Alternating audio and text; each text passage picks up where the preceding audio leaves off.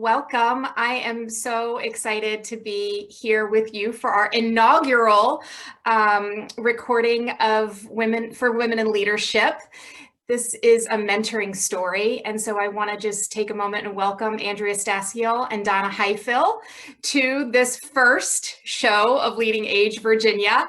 You get to be first, you get to be guinea pigs, and we'll learn from this together, absolutely. Before we dive into the questions I have, would you just each take a moment and introduce yourselves? Andrea, I'll start with you.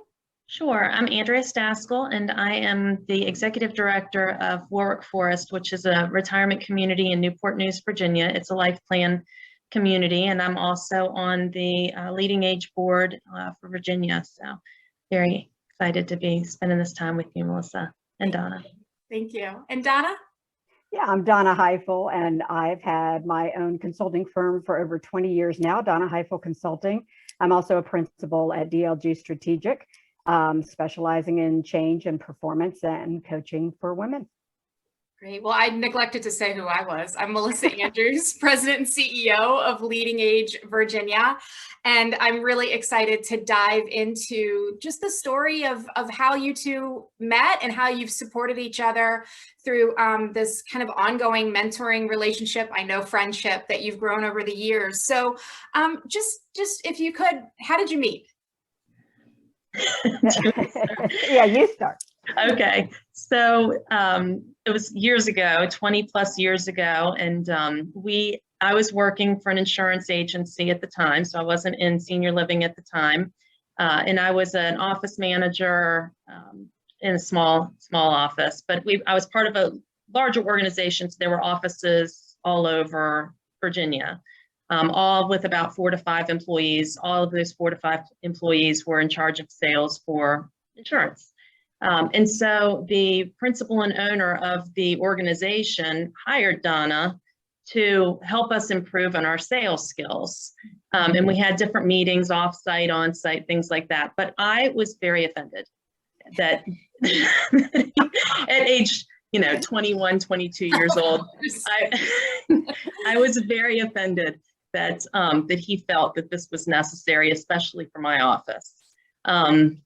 So I kind of dug my heels in a little bit, and I don't think I was rude, but I think I was pretty put off by the fact that she was around, and I let her know. Several times. You can take over from there, Donna. Yeah, so when I walked in, we actually had a first meeting. It was in a fairly small room. And he asked me to come in and just meet with the team and get to know them. And boy, I spotted Andrea immediately because first of all, I could tell she was kind of the leader in the room because I was watching other people watch her reactions and kind of see how she was responding to me. But what impressed me the most was that you immediately started asking questions about what I was doing and why I was doing it and why it was necessary and pushing back a little bit, but none of it was unfair. None of it was like attack mode. It was truly, I want to know that this is best for us and best for the company. So I had a lot of respect for that, a little bit of fear. No, it was fine. But your body language was very much what I realized was you were the influencer with that group. And it was a positive influence. It was truly I want to make sure this is best for everybody. So I knew that we were going to connect. And it was because you were being honest and you were putting it out there, and it allowed me to say some things I needed to say for them because they were thinking everything you were asking. So Andrea, when you found out that Donna was going to, come and teach, right, help you all, was it ego that caused you to be offended by it? Was it naivete? I mean, I felt like I was a top performer and should have been exempt from this nonsense. I had things to do. And I mean, truly, I was 20, I think I was 22 years old at the time. So, I mean, you do grow and you change over time. And I certainly wouldn't be like that now, I don't think. But I mean, put me in the right situation and I might be. So I think that at the time, I think it was probably ego, because I really just didn't think that I needed it. And furthermore, I thought that I could do what she was doing for our team as well. So that was, but he wouldn't have done that. So at the time. So when did you have a shift in your, Andrea, and your kind of feeling about Donna being in the room and with you all? Well, I would say that she made me like her. So, I mean, I don't know if she did that intentionally, or if somehow she just knew that she had to connect with me. And I guess, we somehow connected. And I think that was more her doing than mine at that point. And honestly, I needed a good example. And I did, looking back, hindsight is 2020, right? So looking retroactively, I think that Donna was somebody that really I recognized as somebody that I could look up to and have as an example, because most of the women in my life weren't career women.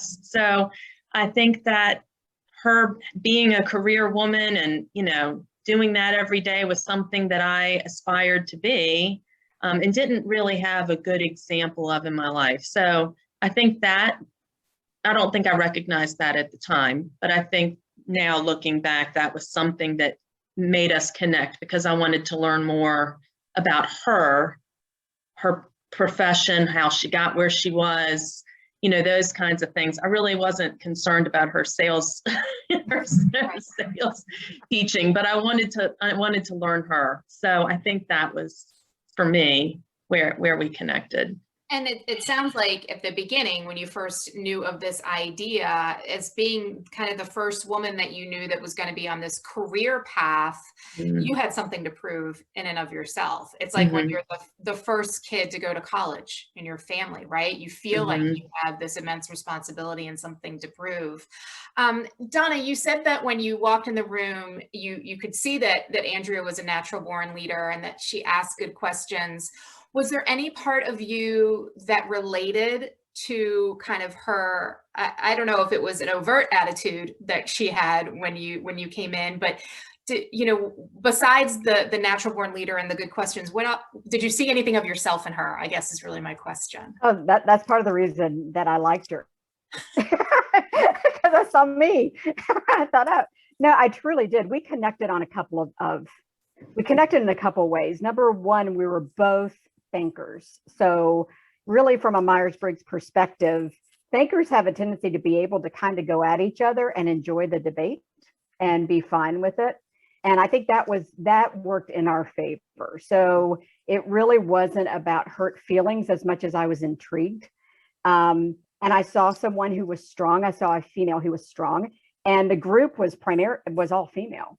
And I think that there was that leadership there that I recognized right away. And so some of it was not just engaging a top performer and a strategy. It was that I truly just connected from the get-go, because I saw how much she cared. And that's one thing with top performers is, man, they're all in and they work hard. And she was the best. And a lot of times training is relegated to the most common denominator as far as skill. So I knew that I could engage her and have her help lead in the sessions with examples and ideas, which she did. But yeah, I saw a little bit of myself in her maybe, 15 years ago, and I really appreciated that part of her. But I also knew that if we didn't connect or I didn't engage her, that would have been difficult to influence that group without her. Probably impossible. So at what point did you kind of formalize this mentor-mentee relationship, or did you ever formalize it? I'm curious. I think we did over a period. Well, definitely when I left, I guess really I guess we stopped. We only really officially had you on hired as a contractor for us for a year or two. Is that right? It was actually several years. Okay. Believe it or not, yeah. So then after that was over, I would continue to reach out from time to time and just, say what I was doing, or ask her for some advice on something, and she always, I mean, just little stuff. But when I decided to sell my office, well, I think I reached out to you when I decided to become a partner and buy my own and do my own office. Yep. And we talked about that. And then 5 years after that, I sold the office and went back to school, and we talked about that. And, you know, just because I felt like I had I had kind of plateaued in my career. I had gone as high as I could possibly go without more education, and I was already getting bored. So my options were deal with it or go back to school and keep growing. So I needed somebody that was going to help push me or champion me, because, you know, the other people in my life were kind of like, you've got such a great gig, why would you want to incur that debt? Or you know, those types of things. Not that everybody was supportive of whatever I wanted to do, but they weren't going to push me. Yeah. And I felt like I needed to be pushed a little bit. So Donna did that for me, and she's always been the person that's pushed me, I think. And I've always called her when I needed a push. And Donna, did you? Oh, go ahead. Go ahead. I was going to say that probably kind of defines what, as you spend your lifetime trying to define really what your specialty is, and that whole catalyst and helping people go through difficult transitions and times of change is what I do. We had a lot of lunches at Mexico. I remember that. We did. And I think when the sales stuff that I was working on started working, that's, Andrea, when you started really getting on board, you started realizing that this was not just a waste of money and time. You became an important part of that. When you got your own shop, you know, we talked about your success there, and I knew you'd succeed, but I also could tell that you weren't going as far as you could go. And it's scary to step out of something that's very secure and very impressive, that people around you are saying, that's enough. You know, why would you ask for more? So I thought it was very courageous of you to keep moving forward when the majority of the people in your life were saying you're really comfortable, and that's a good thing. Mm-hmm. So Donna, did you recognize that Andrea was leaning on you as a mentor? Did you recognize that role? She had to. What? I said she had to. I mean, clearly. Yeah, I did. I mean, I knew that. But there were times where I would talk to you about stuff, because being out consulting, I was at the time when I started, I was a single mom. I had 2 kids. I was jumping out of a job, and it wasn't like I had a ton of money to back me up. I was kind of sole provider for the kids, and I was jumping into consulting. So it was kind of dual strength because I knew she would push me too. We didn't give each other a lot of slack. It was, all right, we don't know how we're going to do this. Let's figure it out. And we would push each other. But yeah, the mentoring, I was honored to do that, because I could see Andrea's potential and who she was as a human being. And we had some great conversations. We laughed a lot. We had fun. You can solve the world's problems over chips and salsa, can you? That's right. I mean, there's some queso in it, and forget about it. So Donna, I mean, did you have a mentor like yourself, like you were for Andrea, as you were, you know, going further into your life and as you were growing up? Yeah, that's a really good question. I think that, I don't know if she was a mentor, because she wasn't around when I went into my own business, but she would have been. And truly, I mean, this sounds so cliche, but it was my grandmother. So my grandfather was a minister, and he had a massive heart attack at 53. And grandma had a seminary degree, but she didn't even know how to drive at the time. I mean, this was in the 60s, and she had always just supported him. So she just bought a car, drove to a church, walked in and said, you all need a youth minister, and I'm your person. And she got the job. And then she continued to work and just evolve and kind of created. She was an entrepreneur on her own. She created her own work in a time when that just wasn't done. Mm-hmm. So I think that, and my aunt, who got her doctorate and was a professor in a time as a divorcee when she got kicked out of the church because her husband was minister of music. even though it was more him than her, she got kicked out of the church, but then proceeded to get her doctorate and raise 2 boys by herself. So I had very strong female roles that let me know I could do this. So Andrea, you had this solid career in insurance, and then you decided to, go back to school and that you wanted to do something else. How did you land in older adult services? It was an accident. Of course, it always is to be. Yeah. My degree is in marketing. It was marketing with management and organizational management in organizational leadership for my concentration. And, I was looking for marketing director positions. I felt like my past experience in sales would kind of lend itself to the marketing field. And it would help me in my future career and not feel like I was completely starting over. Mm-hmm. So I, was looking for positions like that. When I started interviewing for different positions, I interviewed for Riverside, the Lifelong Health Division, for the marketing director position at Warwick Forest. And it was funny because as we were talking, I was like, well, this is really more sales than it is marketing. There's a marketing component, but this is heavy sales. And the vice president at the time was like, that's why we're having this conversation with you. So they made me an offer I couldn't refuse. So I was back in sales, even though I really initially was like, I'm not doing sales anymore. But it's funny because I love people. Like I gravitate towards service anyway. So trying to pull myself out of that and do more advertising and behind the scenes things really wasn't meant for me anyway.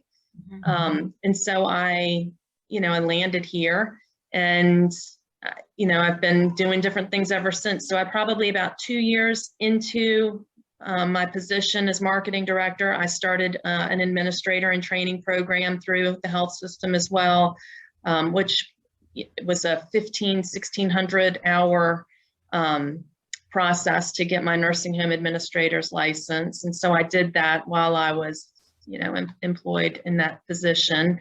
And then my then boss decided to retire. And I became interim for her after she retired. I was the interim executive director here for a short period of time. And then I was made permanent. And it was funny because I finished my AIT program and passed my exam in August of 18, and she retired or announced her retirement in September of 18. And so I was interim right away. And then, so I've been the executive director officially since December of 18, and I'm getting ready to start an MBA program. So now I'm doing that. So, not to put you on the spot, but you don't see your career plateauing in this field yet, do you? Because I don't want to lose you. I don't know. We will see. I think, for me, I want to constantly grow, but I do worry that when I am away from people that I will lose energy. Mm-hmm. So I think that as long as I always have some sort of way to get to the people, that I will do well. But there is a certain level at which you're not really interacting very much with people. But you can choose to have that look however you want it to look as well. So, well, I think it's interesting how you said that 21-year-old, didn't want somebody to come in and tell her what to do because she thought she knew it. And here you are, years later saying, I'm going to get my MBA, because that constant learning is obviously something that you have grown to really value. It is. And I think that's spectacular. So good luck on the MBA. It's going to be a slow process. I'm going to take it easy because here is pretty demanding. But you don't ever take it easy. I do not believe that. So let me just ask you a couple more questions. So how would you say that your relationship has evolved over the years? I think for me, it's gone more from a mentor to just a really good friendship that's based on respect and love and caring about each other. And I think that, you know, we've both grown to a place where now it's a lot more just equal. It's just a mutual respect. Andrea, I don't know, you may not feel the same way, but. Oh, I definitely do. Donna would probably be one of the first people that I would call if I was doing something that scared me, that I knew was, I mean, that's one of those things, right? So I think that's part of growth too, is when you get to a point where you're getting ready to do something that feels a little bit too big for you. I know that she's one of those people that would push me in that way. So, but yeah, I would definitely say I would consider her a friend, and I'm very happy that we can pick up where we left off, because sometimes there's months in between us chatting, it's been longer than that now for us to have lunch. It's been over a year since COVID. So. Yep. And, you know, I think you brought up a really good point just for everybody to hear. And that is, I think people feel like people who take chances and who grow, that it's just, they have a natural affinity for that. And they've got this natural courage. And one thing Andrea and I have always shared is we're scared to death sometimes. I mean, we take these leaps and we're scared. It's like being between trapezes. We've let go of one. We haven't reached the other. We don't know if there's a net. But we feel led to do that. We feel that it's something that's right for us, but it's not a no fear, we just jump and, you know, have a good time. Sometimes it's scary. And I think people need to know that it's not something that's just a natural thing for us. We have to push through the fear to do it. Yeah, I think that's a really good point, because especially as women who have full lives, you know, we're working, we're moms, we may or may not be wives, we're daughters, we're siblings, we're friends. I mean, there's so much that needs our attention in life, and to be able to take those moments of fear and then say, but you know what, I'm going to push myself, and I have, you know, those around me who will be there, right? So that if I falter, they're there to encourage me. And I think that's so important. The other thing that I picked up on that you both said, and I've had this experience, is that, you know, mentoring relationship doesn't mean it's a life sentence, right? I mean, we have, depending on the phases in our lives, but, you know, so many people that have mentored me have retired. Now, you know, they're people in this field, and I still call them, I still reach out, I still want to hear their perspective. But I think that it becomes more of a collegial, as you said, Donna, you know, you're equals. Although I don't know, some of my mentors, I would never say I was their equals, because they're just incredible, fabulous. And hopefully I'll get to spotlight them on this series at some point. So 2 last questions. The first is, what's the most valuable lesson that you learned from your relationship with one another? That's a really good question. That's a good question. I would say to be open. I think that I was very closed before I met Donna, and not that I wasn't open to new experiences, but that I really to listen a little better and be open to more ideas from other people. I definitely think was a big takeaway and a learning lesson from her. Courage. And yeah, and I think it was, we so limit ourselves with our beliefs. And Andrea, the changes you went through, I mean, it was not, I went and got a little bit better job, or you went through significant change. And watching you evolve and change in so many different ways reminded me of the potential of human beings. And you tapped into it, and you did it when you were afraid, and you continue to push yourself. And I'm so proud to know you. I think that knowing you reminds me of the potential that people have that they sometimes cower from, because we're kind of scared of that. So that's what you've taught me, is that the potential is limitless, and you just don't stop. And I love that about you. Well, thank you. So my last question is, what advice do you have for somebody who feels they could use a push, but doesn't necessarily have someone in their life to push them, or maybe the push they need is to ask somebody to be their mentor? Any advice you would have with somebody who's seeking that relationship, either to mentor someone or to be mentored? I think my advice would be find somebody that you think is, that you kind of have on that pedestal, whoever that may be, and reach out. And if it doesn't work, call me or call Donna, because I'm very motivated to help people grow. I want to do that for other people. And I feel exactly the same way. That's what my passion is. And my advice would be, don't look. Sometimes people think asking for a mentor, number one, is either kind of a weakness, which it's not. It's the opposite. It's having Right. the courage to ask for that. And then the other is, well, I don't want to bother that person. People have a right to say no if they're busy, but you know what? The ability to give to somebody else is so important to people. And sometimes we're much better at giving than receiving. And sometimes we need to allow somebody else to give to us. So if you need that, ask somebody, give them that opportunity. If they can't do it, then they can't do it. But most people, it'll be a gift to them. Yeah, I mean, I think that's one thing that I've heard from both of you is that it's been as fulfilling for you, Donna, as it has been for you, Andrea. It's such a mutual relationship. I'm mentoring somebody officially, you know, like they asked me to be their mentor. I've never been so humbled in my entire life. And I have gotten so much more out of the relationship than I think I could ever give. And it really is, it is mutual.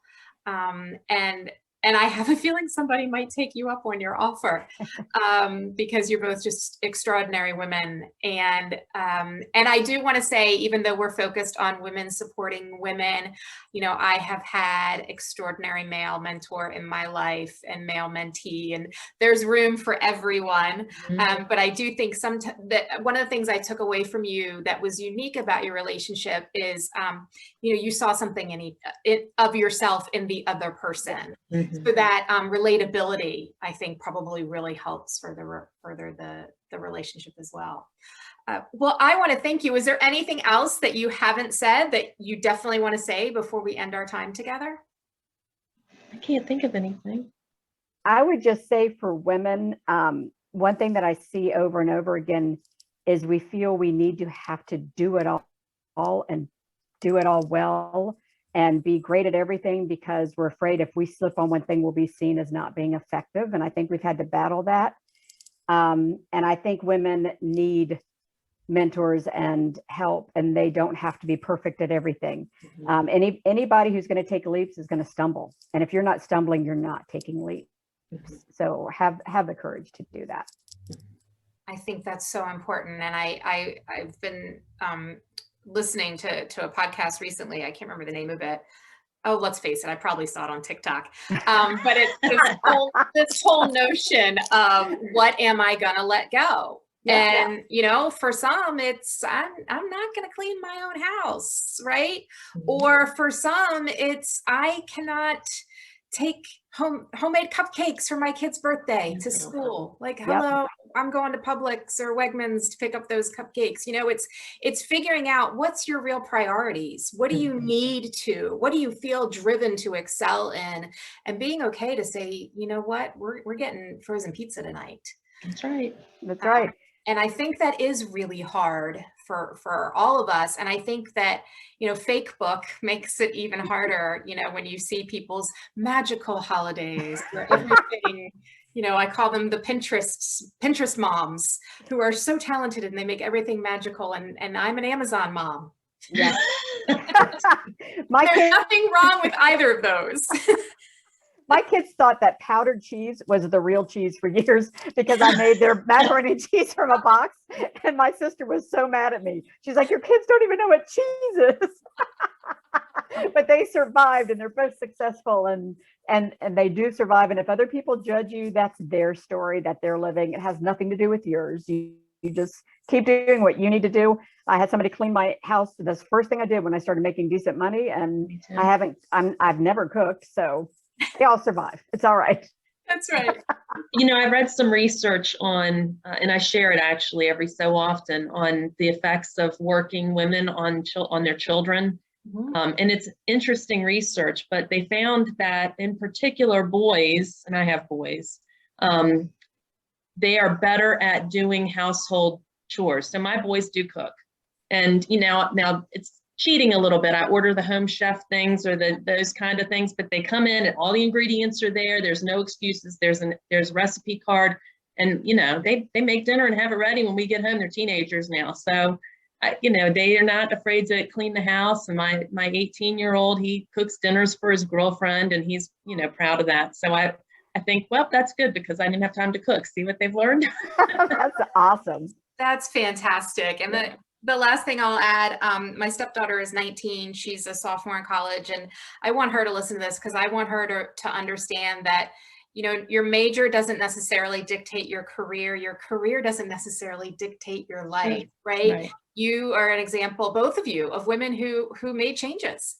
And, who course corrected or decided I want to try that. And so, our life path is not written in stone. No, it's clay that we get to mold along the way. And that's really rooted in that foundation of courage that you both talked about. So thank you so much. This has been food for my soul. I really have enjoyed learning more about you both and just seeing the wonderful chemistry between you that I know has grown over the years. So thank you for being part of this LeadingAge Virginia series, yet to be named.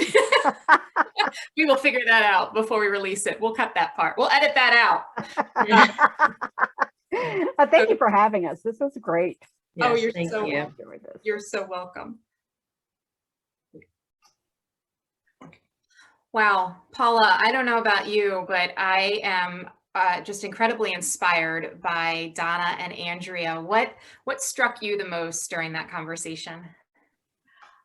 I was awed at their authenticity and, how they really came together and worked together, but then became friends and colleagues afterwards. But still, each is growing from the other, each is moving forward because of the other. And I think they'll continue that for the rest of their lives. Yeah, it just reminded me of how important that mentoring is early on for people. I can't help but wonder, don't get me wrong, love my career and so I'm happy where I am, but looking back, what different choices might I have made that might have still gotten me to the same place had I had someone like a Donna Highfill in my life at that time. That's true. I've always depended on men. They've been my mentors throughout my life, but my goal again was not to be the CEO of something. I always wanted to be the person just below to lift that person up. And, I think I've done that for most of my life, but in listening to these women, I'm thinking, oh, years ago, I should have done things different. I should have thought things different if I just had that woman mentor. I know. Doesn't it make you want to find somebody that you can mentor and pay it forward with all of the maybe not so easy choices we've made in our lives, or and then that in and of itself is a stretch to bring somebody under your wing. You do that with your nephew. I know. I do that with my nephew and my niece to some extent, but when I was working in hospice, I worked with several of the folks there and mentored them, getting them, encouraging them, you need to move on, go to college, do this. And when they were having struggles through college, I was there. It's just like, I like being there to help people. My role in my life, I know, has always been servant. So I'm always there to help other people. So I know that has been a mentor. I never thought it as a mentor, but yeah, I guess is what it is. Well, I just have a lot to think about, and that theme of courage that I heard throughout this, makes me want to remind myself that everybody takes risks all the time, and everybody's scared of something. And so to be able to work through that, I really appreciated them sharing that these changes they've made were not easy. Was that your biggest takeaway from the session? That was one of them. That was one of them. Just the realization that strong, confident, successful people can be scared too. Mm-hmm. Not everybody has it all together all the time because we're human. True. Yeah. Well, thank you for your time. I look forward to our next recording. Perfect. Thank you.